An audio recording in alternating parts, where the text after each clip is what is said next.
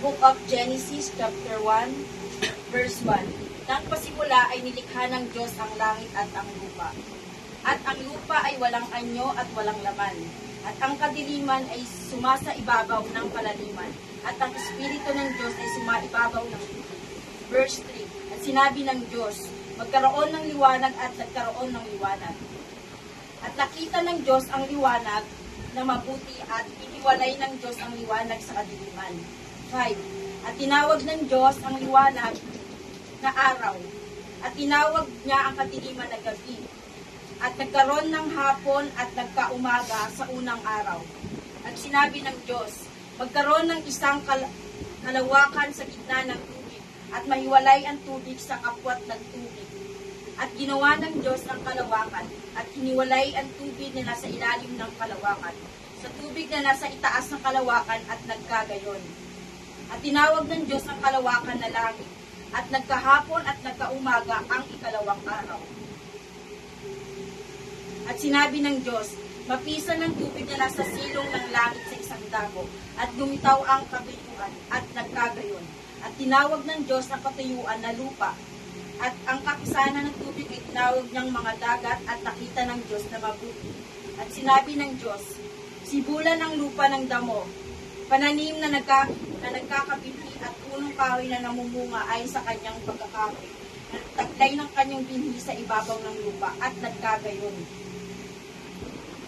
At ang lupa ay sinibulan ng damo, pananim at nagkabinhi, ay sa kanyang pagkapananim at ng punong kahoy na namumunga, nataglay ang kanyang binhi, ay sa kanyang pagkakahoy na nakita ng Diyos na mabuti. At nagkahapon, nagkaumaga, yon ang pangatlong araw.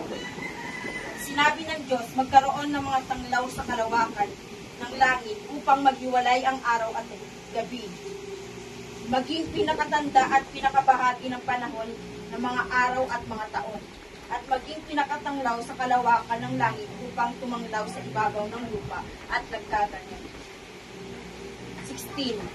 At nilikha ng Diyos ang dalawang malaking tanglaw. Ang malaking tanglaw ay upang magpuno sa araw, at ang maliit na tanglaw ay upang magpuno sa gabi. Nilikha niya rin ang mga bituin, at mga nilagay ng Diyos sa kalawakan at langit upang tumanglaw sa ibabaw ng lupa. At upang magpuno sa araw at gabi, at upang maghiwalay ng liwanag sa kadiliman, at nakita ng Diyos na mabuti. At nagkahapon, nagkaumaga, yun ang ikaapat na araw. At sinabi ng Diyos, bukalan na sagana ng tubig ng mga gumagalaw na kinapal na may buhay, at pagsilipad ng mga ipon sa itaas ng lupa, sa luwal na kalawakan ng ipapawid. At nilikha ng Diyos ang malaking hayop sa dagat, at ang bawat may buhay na kinapal ng gumagalaw na ibinukal sa sagana ng tubig ayon sa kanya-kanyang uri, at ang lahat ay may pakpak na ibon ayon sa kanyang uri, at nakita ng Diyos na mabuti.